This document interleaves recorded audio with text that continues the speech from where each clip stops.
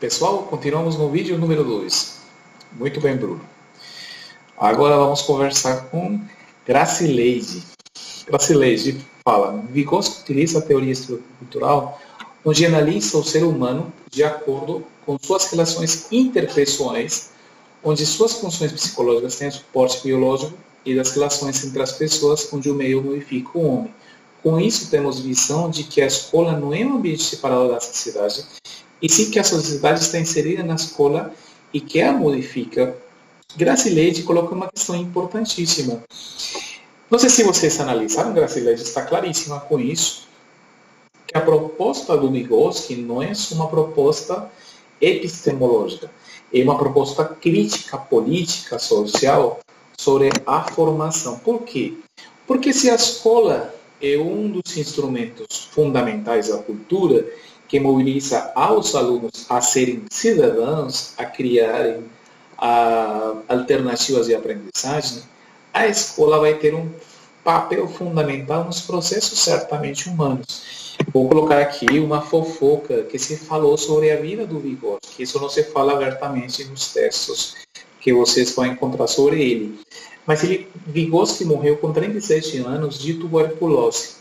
Se rumora fortemente nos historiadores da União Soviética que foi pela alta pressão que ele recebeu do regime da época, um regime que certamente, mesmo passado por uma revolução, do que se chamou Revolução Russa, do século anterior, na verdade 1919, mas foi uma revolução que trouxe elementos interessantes, mas que também colocou o nível de regime, autoritarismo, formas de praticamente uma ditadura, que fechou as opções para novas conquistas teóricas. E Vygotsky estava falando de que a escola era um dos centros fundamentais, um dos instrumentos fundamentais da cultura para gerar uma outra sociedade. Olha o perigoso que tem o Vygotsky.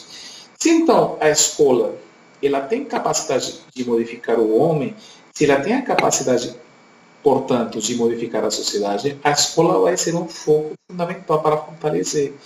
E é por isso que essa nossa hipótese de que temos que investir na educação não é uma hipótese política só, não é só uma frase mais política ou da politicagem, de jeito nenhum. É uma hipótese que até agora ninguém mostrou que é falsa. Nenhuma sociedade desenvolvida, pensem em sociedades desenvolvidas que vocês conhecem, nenhuma dessas sociedades investe pouco em professores, em instituições, em recursos para os meninos.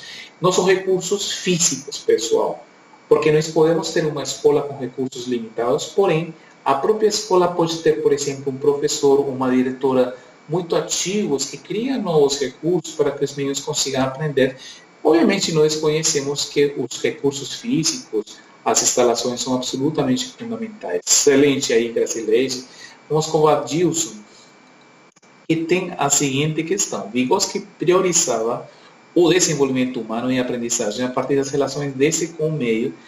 Para ele, o plano social tem fator essencial no desenvolvimento da aprendizagem, diferente de Piaget, que aborda na sua teoria que a aprendizagem é construída internamente pelo indivíduo. Perfeito, Adilson, você está claro também. Então, se para Piaget o desenvolvimento vai ser de dentro para fora, para Vygotsky, em algum momento da sua obra, ele vai falar, não, primeiro existe já a sociedade, a cultura, a escola, e a criança se insere. Porém, tem outros estudos de Vygotsky que mostram que não é de fora para dentro só, sino que é uma dinâmica. Por exemplo, quando vocês têm alunos que entram na sua turma, esses alunos aparentemente não sabem tanto, mas eles sabem muito, porque eles se ensinam muito, eles se fazem perguntas, eles se questionam permanentemente. Não existe um professor que não chega em casa todos os dias com questões, com dúvidas, com algumas reflexões sobre o que os próprios alunos estão levantando permanentemente. Então é uma dinâmica. O próprio aluno instiga o professor e o professor tem que ter essa abertura para receber essa instigação com tranquilidade. E, obviamente, abrir outros campos de estimulação, de provocação para os próprios meninos. Então, para Vygotsky, a questão da aprendizagem, muito bem disso vai ser uma questão social, mas por social não é externa ao indivíduo, porque o indivíduo também faz parte do social. Então, vai ser social numa dialética indivíduo-sociedade. Os dois estão permanentemente se afetando. Muito bem, vamos agora com o nosso amigo José Antônio Silva. Muito bom. José Antônio fala, para Piaget, a aprendizagem na criança depende da forma de agir e de pensar. E assim obtém experiência e desenvolvimento cognitivo. Já na visão de Vygotsky, para ter um bom desenvolvimento, é importante que a criança interaja com os outros. Certamente, como estamos falando agora, vou pensar que Piaget, não é que ele não veja uma importância nos professores, porém, para Piaget, a melhor forma de deixar que os meninos desenvolvam recursos é deixar eles sozinhos, porque ele acreditava muito na curiosidade das crianças. E às vezes ele pensava que a escola, e às vezes acontece, reduz essas possibilidades da criança curiosear, investigar, pesquisar coisas novas, estar sempre explorando o mundo. Para Vygotsky, ele reconhece essa curiosidade infantil, porém, ele fala que é absolutamente importante que a escola tenha como provocar essa criança e abrir o que ele chamava zonas de desenvolvimento proximal, que significaria o quê? Que na escola, na turma, temos desenvolvimentos diferentes. Por exemplo, aqui na nossa turma. Eu sou um professor, eu tenho doutorado, uma experiência, 20 anos em psicologia da educação. Podemos falar que eu estou na frente de vocês. Porém, muitos de vocês já são professores de matemática. Muitos de vocês já atuaram muitos anos, por exemplo, no ensino médio, no ensino básico. Muitos de vocês têm capacidade artística, capacidade para mexer com outros temas que eu não consigo fazer. Então, a nossa turma, ela é uma turma variada, de forma de desenvolvimento diverso, perante os quais não poderíamos falar quem sabe mais, quem sabe menos. No foco da disciplina, eu sou a pessoa que sei mais, tenho mais experiência.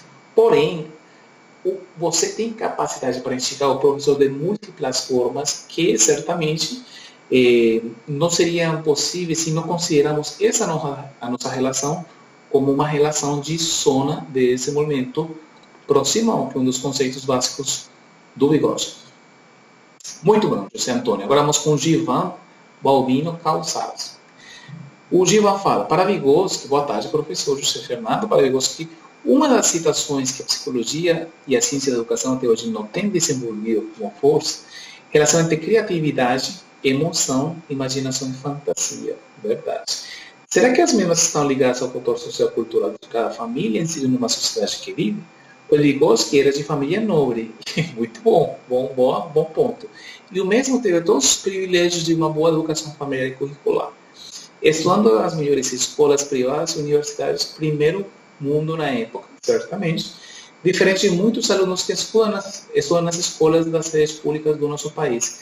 Essa provocação, muito bom, Giba, você me colocou a pensar. Por quê? Eu considero que tudo que você está falando é verdade. Olha que interessante, que ele é um privilegiado social e culturalmente. Ele é de uma família posicionada, uma família que chamamos, entre aspas, nobre. Porém, interessante uma coisa, que você vê muitas famílias, inclusive no nosso país, que têm essas mesmas condições e não existe criatividade, nem emoção, nem imaginação, nem fantasia.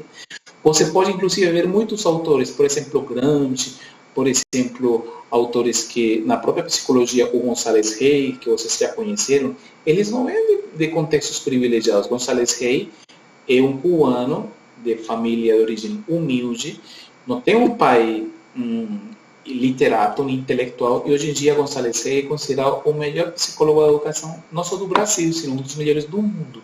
Então, o que leva, o que acontece quando, por exemplo, você vê dentro de um contexto privilegiado? O problema é o contexto social e histórico, porque vocês veem tantas famílias que têm tantos privilégios, porém, os filhos não têm essa recursividade. E, ao mesmo tempo, vê alguns contextos sociais muito empobrecidos, nos quais, obviamente, os filhos desenvolvem recursos, são imaginativos, são criativos. O que é que acontece aí?